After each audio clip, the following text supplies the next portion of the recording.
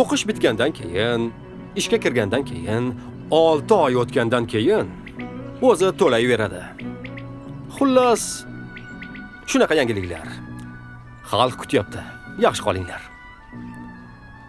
Bizga ma'qul bo'ladi. Tarvuzdan olgin, o'g'lim. Gapirsa hali gap ko'p.